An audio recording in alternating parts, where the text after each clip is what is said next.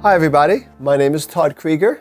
What I do is I help couples heal from crises such as infidelity. I also help couples rekindle passion and feel alive with each other again. And I also help individuals process trauma quickly so they could have the lives that they want to have and not be affected by PTSD. And I use a process called EMDR, which stands for eye movement desensitization and reprocessing. Today, what I'm talking about is 7 ways to break free from the grip of a gaslighting narcissist. I've been talking about gaslighting and narcissism from time to time. Gaslighting is the process of making you feel crazy and you start to wonder what's going on with me. And I've had other videos on this.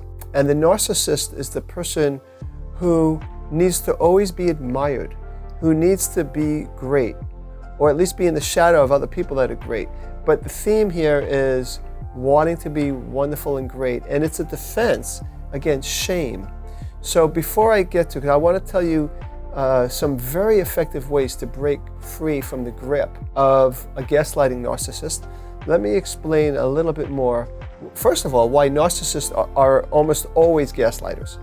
A gaslighter, again, doesn't take a look at themselves, and they make you feel like you're the bad one, you're the crazy one, you're overreacting, right? Let me explain. I'll put on my professor's hat. I do teach in grad school at USC, and one of the things I talk about is narcissism. So let me explain how narcissism develops. Now, actually, like many things in my field of mental health and relationships, there's many factors. But one of the main factors that cause narcissistic personality disorder is a developmental arrest with a child when they're between 18 months and 3 years old, approximately. Between 18 months and 3 years old, children are treated and feel as if they're the center of attention. You know, you have a 2-year-old who's singing in a restaurant, everybody thinks it's great and gets a kick out of it. If they're 12, you don't feel that way, right? But 2-year-old, it's like that. So if you go through this period where the parents kind of tune in to your needs to be the center of attention, and they get a kick out of it too, you grow out of that. You know, by the time you're 4, you're starting to already move past it.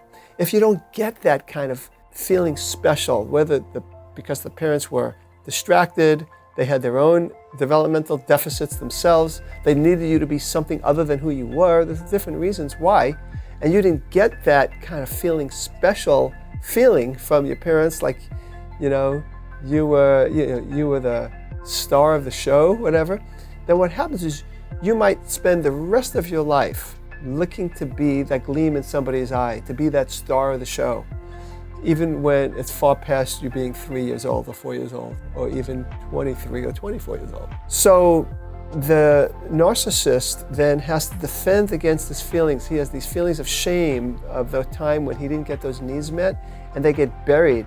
And it gets buried underneath this grandiose, like, I am great, I am wonderful.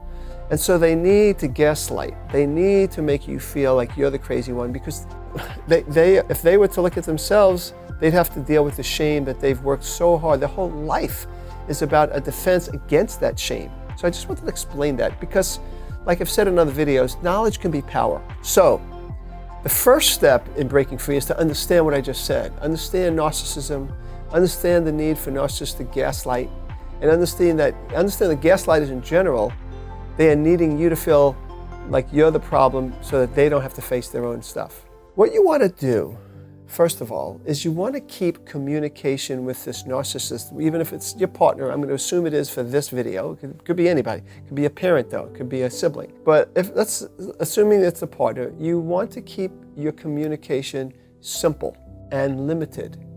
In other words, don't get into a whole lot of reasons why you're doing it. Don't get into your own defense, because you're wasting your energy and you're giving your partner power. A lot of this is about taking the power back that you've given the gaslighting narcissist. You're taking it back for you.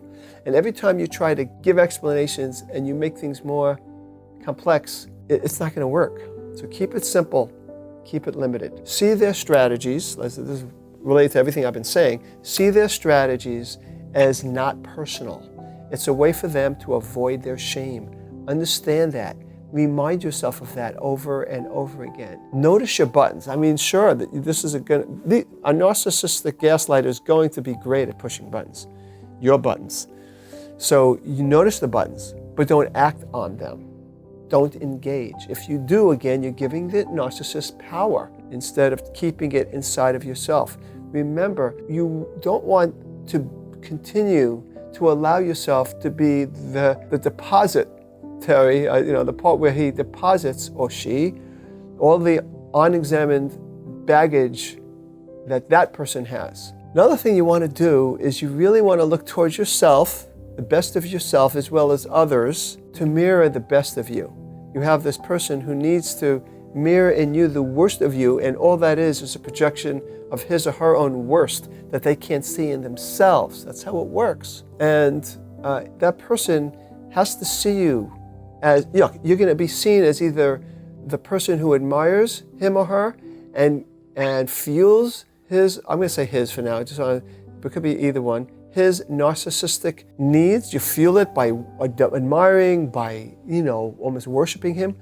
Or you're going to be the source of what we call narcissistic injury. Because the truth is, he's not all that.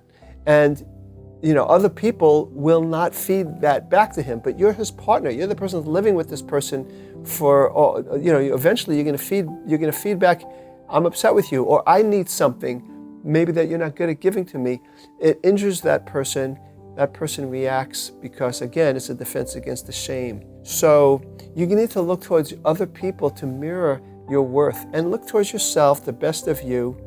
Read material, remind yourself, surround yourself in groups with people that let you know you're wonderful. You're not what that person is saying you are. Now, here's another thing. It's a very challenging, but it's phenomenal if you could do it.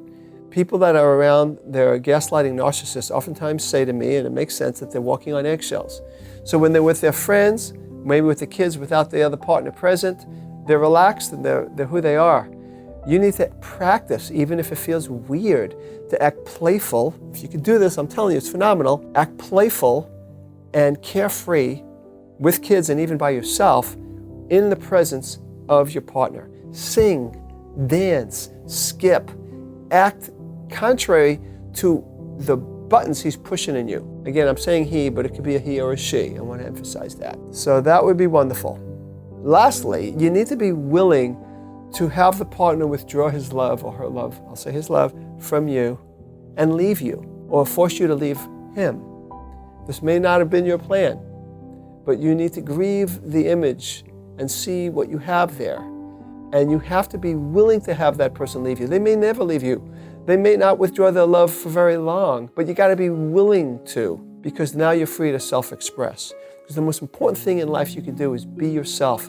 And when you're around a narcissistic gaslighter, you shrink. We got to get you back, all of who you are. So that's what you want to do. You got to be willing to have that person withdraw love. And it's inevitable that that person will, actually. So don't engage. Keep it simple. Take the power back. You could confront that person, but stay calm. And don't expect miracles from this person. And ultimately, you might have to leave that person unless they're willing to engage their own therapy. People, even with narcissistic personality disorder, can get help, but they got to be willing to. So, heed my words. Liberate yourself. You can do it. Now, there is a definite call to action I want you to do. There's the gaslighting checklist. How to know if you're a victim of gaslighting and what to do about it. Click on the link. It's great. You'll have that. And it talks about what I'm talking about and a little more. And enjoy that checklist. So thank you for listening. This is Todd Creager, making the world safe for love.